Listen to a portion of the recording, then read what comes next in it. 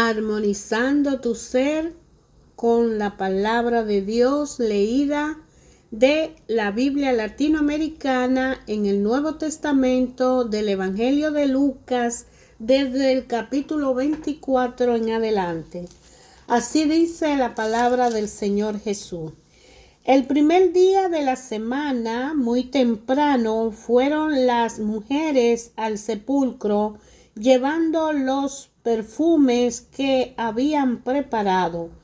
Pero se encontraron con una novedad. La piedra que cerraba el sepulcro había sido removida y al entrar encontraron el cuerpo del Señor.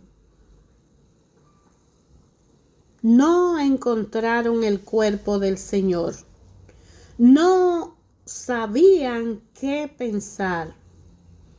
Pero en ese momento vieron a su lado a dos hombres con ropas fulgurantes. Estaban tan asustadas que no se atrevían a levantar los ojos del suelo. Pero ellos le dijeron: ¿por qué buscan entre los muertos al que vive? Y está aquí, resucitó. Acuérdense de lo que les dijo cuando todavía estaba en Galilea. El Hijo del Hombre debe ser entregado en manos de los pecadores y ser crucificado, y al tercer día resucitará. Ellas entonces recordaron las palabras de Jesús. Al volver del sepulcro le contaron a los 11 y a todos los demás lo que le había sucedido. Las que hablaban eran María de Magdala, Juana y María, la madre de Santiago.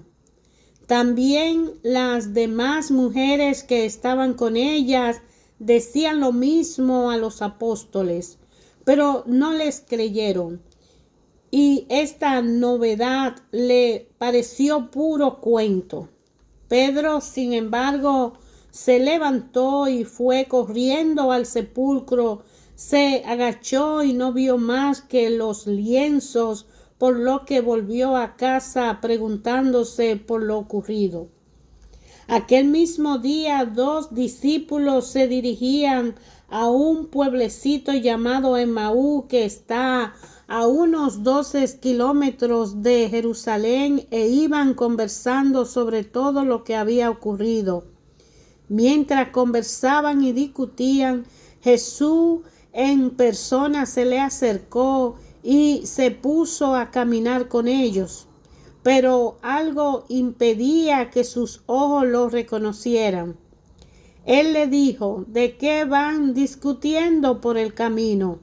Se detuvieron y parecían muy desanimados. Uno de ellos, llamado Cleofás, le contestó: ¿cómo? ¿Eres tú el único peregrino en Jerusalén que no está enterado de lo que ha pasado aquí estos días?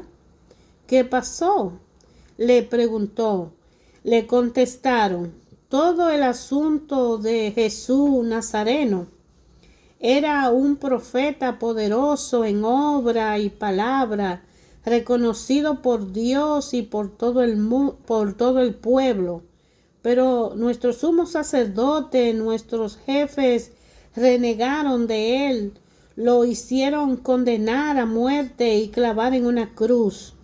Nosotros pensábamos que él sería el que debía libertar a Israel, pero todo está hecho y ya van 2 días que sucedieron estas cosas.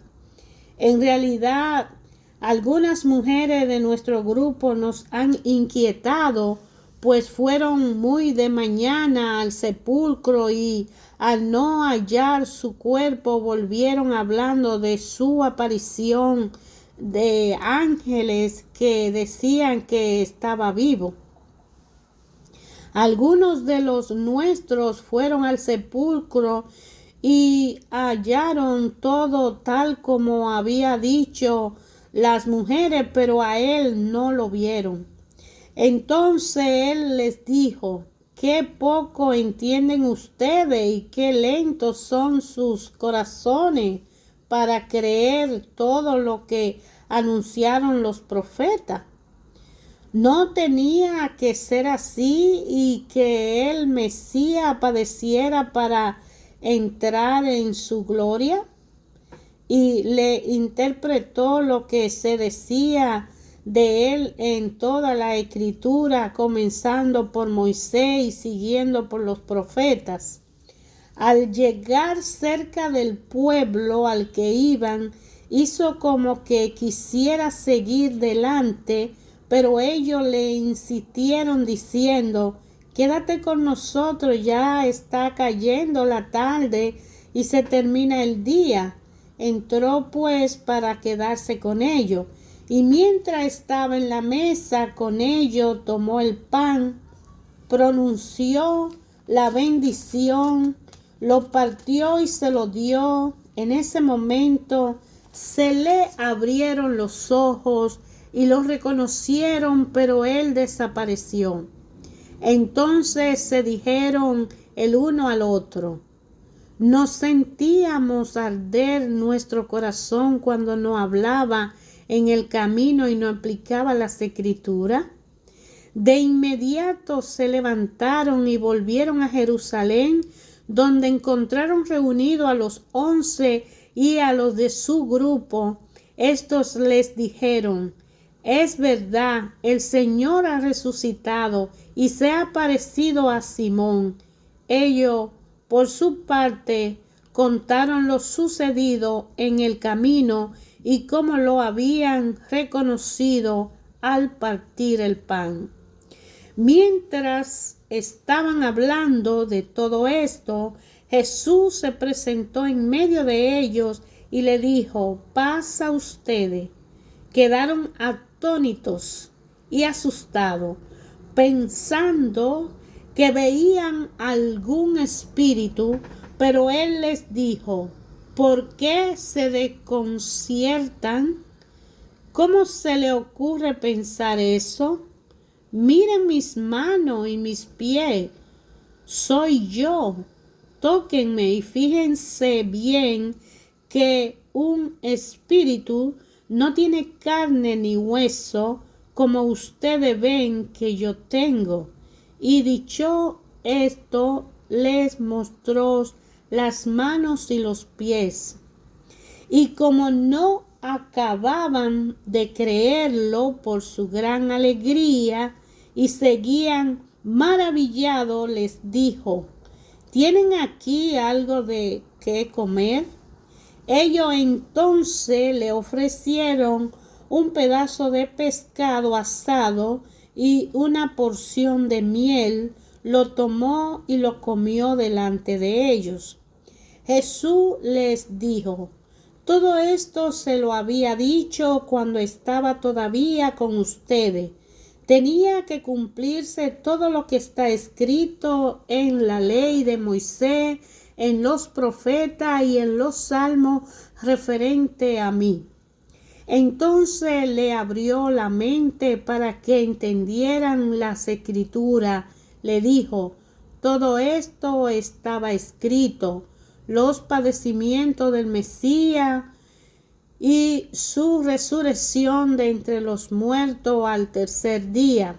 Luego debe proclamarse en su nombre el arrepentimiento y el perdón de los pecados, comenzando por Jerusalén y yendo después a todas las naciones, invitándolas a que se conviertan. Ustedes son testigos de todo esto. Ahora yo voy a enviar sobre ustedes lo que mi Padre prometió. Permanezcan pues en la ciudad hasta que sean revestidos de la fuerza que viene de arriba. Jesús lo llevó hasta cerca de Betania y levantando las manos lo bendijo, y mientras los bendecía se separó de ellos y fue llevado al cielo. Ellos se postraron ante él, después volvieron llenos de gozo a Jerusalén y continuamente estaban en el templo alabando a Dios. Palabra del Señor Jesús. El Señor Jesús ahora es Señor. Al usar este título, Lucas en su Evangelio afirma que Jesús resucitó, que ha entrado en una existencia diferente de la que llevaba en su vida mortal. Recordemos lo siguiente: en ninguno de los evangelios se describe la resurrección de Jesús. Es algo que escapa a cualquier percepción humana. La predicación de los apóstoles sobre Jesús resucitado se apoya en dos hechos: el sepulcro vacío y las apariciones. Antes de que fuera escrito los evangelios, la primera carta de Pablo a los Corintios, que es del año 57, da ya una lista de apariciones. Véalo en 1 Corintios 15, versículo 3. Aunque los 4 evangelios están de acuerdo sobre lo esencial, hay, sin embargo, grande diferencia en el orden de las apariciones y respecto al lugar en que sucedieron. Lucas no habla de apariciones en Galilea. Mateo deja la impresión de que en Galilea sucedió todo lo importante y que ahí tuvo lugar la ascensión. Pablo habla primero de una aparición. Pedro y no menciona la aparición de María Magdalena. Un estudio más profundo de los textos aclara en parte esta discrepancia. No quisieron decirlo todo y a veces prefirieron modificar detalles de lugar o de cronología según lo exigía el orden y el propósito de su libro. En cuanto a la ascensión de Jesús, no fue un viaje de Jesús al cielo, ya estaba en el cielo, o sea, compartía la gloria de Dios desde el momento de su resurrección. La ascensión fue más que la última de sus apariciones, pero rodeada de circunstancias que mostraban claramente que Jesús es ahora el dueño de la historia. Estos 2 discípulos sencillamente volvían a su casa y a su trabajo después de que habían muerto sus esperanzas, pero se acostumbró llamarlo los peregrinos de Emaús. Peregrino fue el pueblo judío, el pueblo de Israel, porque nunca tuvo posibilidad de detenerse en su marcha. La salida de Egipto, la conquista de la tierra, la lucha contra los invasores, la fidelidad a la ley fueron otras tantas etapas en su camino. Una y otra vez pensó que al conseguir su meta tendría solucionado sus problemas, y una y otra vez debió darse cuenta de que el camino llevaba más allá. Peregrino era Cleofás y su compañero, por cuanto habían seguido a Jesús pensando que él era el que libertaría a Israel.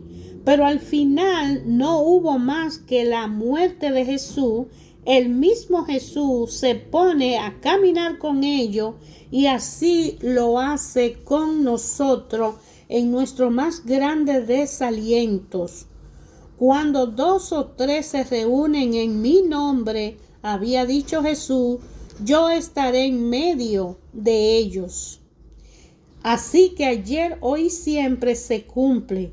Cuando iban a Emaú, los dos estaban desalentados, comentando sobre la derrota y se veían como cristianos derrotados.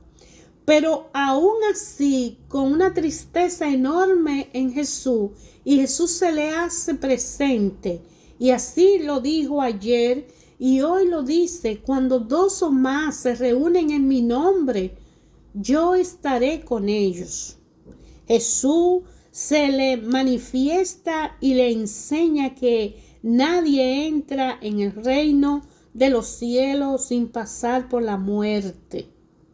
Nos daremos cuenta en esta página del Evangelio con qué cuidado el evangelista Lucas emplea una y otra vez los verbos ver y reconocer.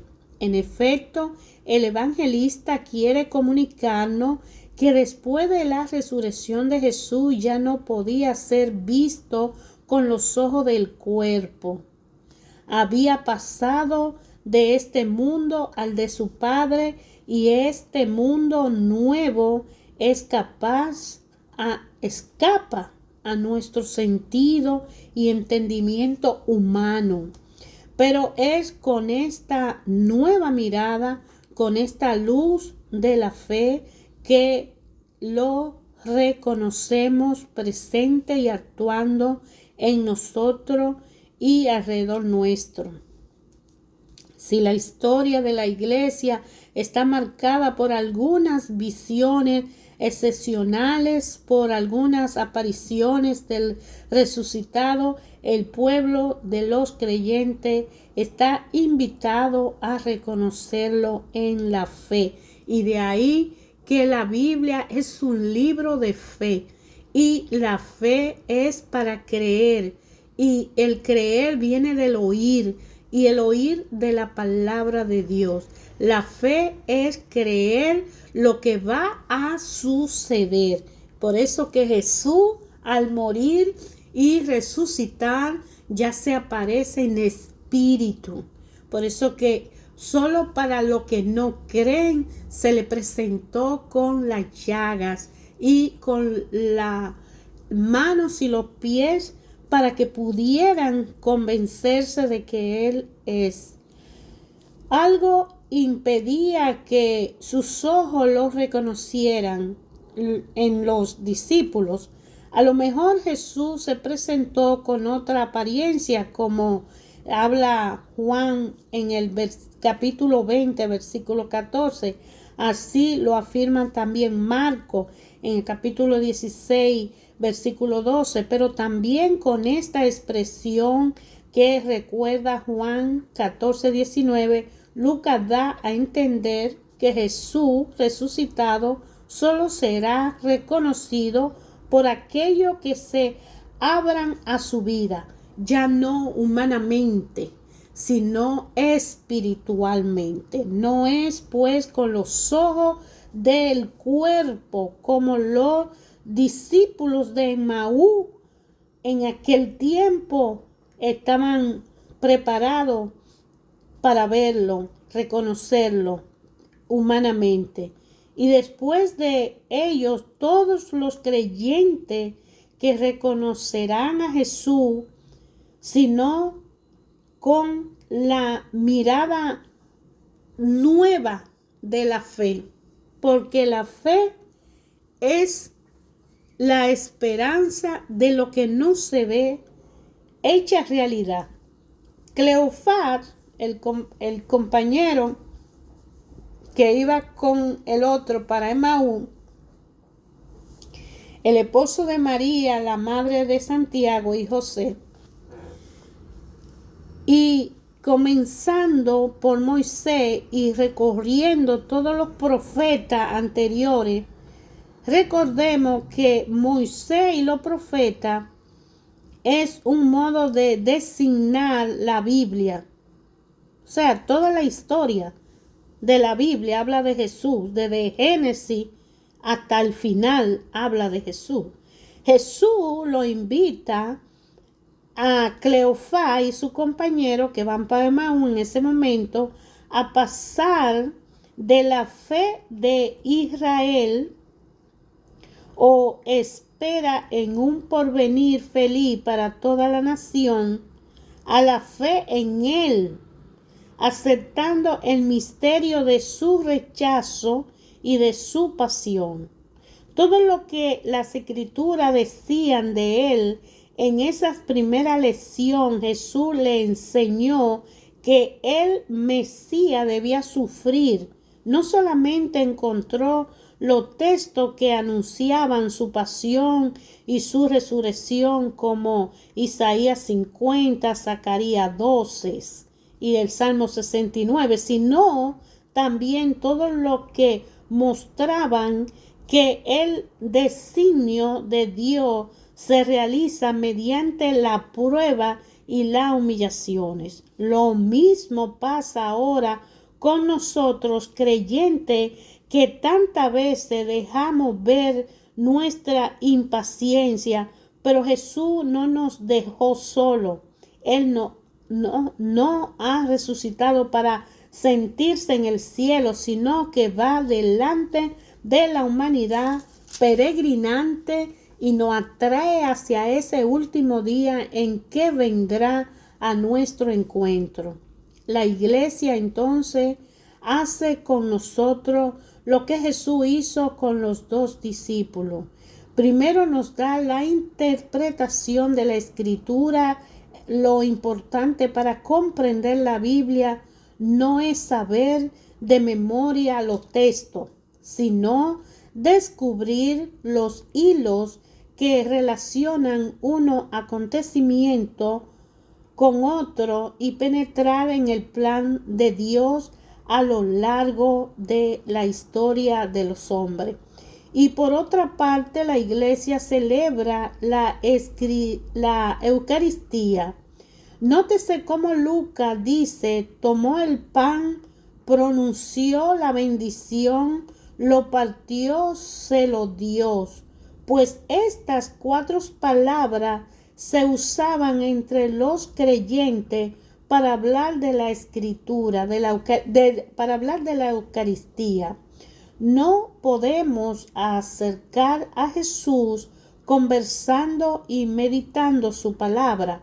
Comprobamos su presencia en nuestras reuniones fraternas, pero se da a conocer de otra manera cuando compartimos juntos el pan que es su cuerpo y a través de la oración.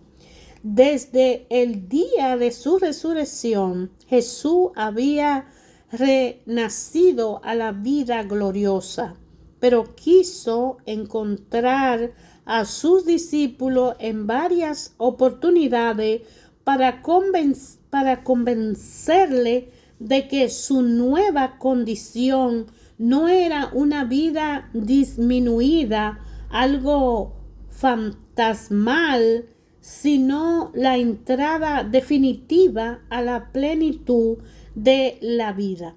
En este capítulo ponemos entre paréntesis varias partes de frases que faltan con algunos de los manuscritos más antiguos y que tal vez fueron añadidas posteriormente.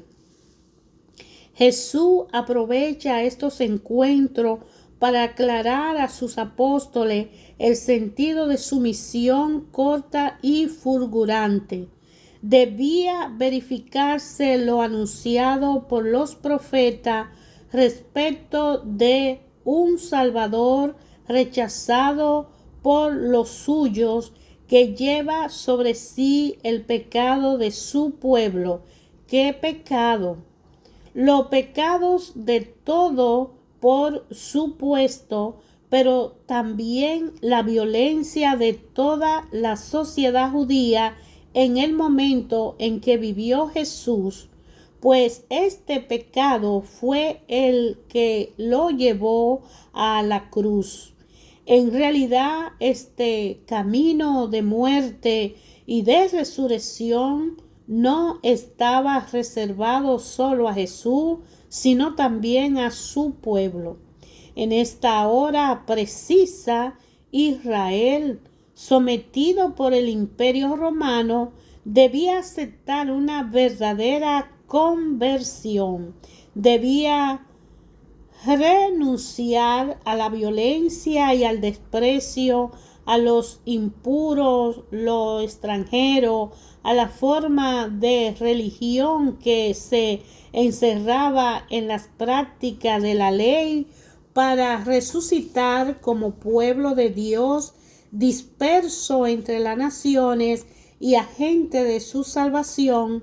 Una minoría tomó este camino que Jesús indicaba. Muy pocos de ellos obedecían, creían y seguían a Jesús. Y este fue el comienzo de la iglesia. Vayan a todas las naciones, le dice él a sus discípulos, a sus apóstoles, vayan a todo el mundo, a todo el mundo, a todas las naciones, invitándola a que se conviertan. Es un deber de cada uno de nosotros capacitarnos, reconocer, aumentar nuestra fe, creer y accionar esa fe para que en aumento se demuestre lo que Jesús quiere. Y nos capacitemos para que vayamos y ayudemos a esa misión de los apóstoles de conversión cristiana. No es algo a sí mismo, no es algo así como pasar de un partido a otro, de un grupo religioso a otro. No, es una conversión que empieza en nosotros mismos. Primero debemos convertirnos nosotros en fe, a creer y aceptar a ese Jesús vivo que espiritualmente estará con nosotros en todo momento y que nos invita a entrar a nuestra casa, a cenar con nosotros y llevarnos de la mano a una relación personal directa con el Padre, pero que es nuestra responsabilidad al conocerlo, que indiquemos el camino a aquellos que no lo conocen. Es un refundirse de la persona, pero la persona forman parte de una sociedad y por ende empieza con nosotros mismos, con nuestra familia, con nuestra comunidad, con nuestra ciudad, con la humanidad, de un mundo, de una historia. Por eso la predicación a las naciones no se limita solo a proclamar el mensaje de Jesús Salvador, sino que significa además la educación de las naciones para que descubran el plan de Dios respecto al hombre humano.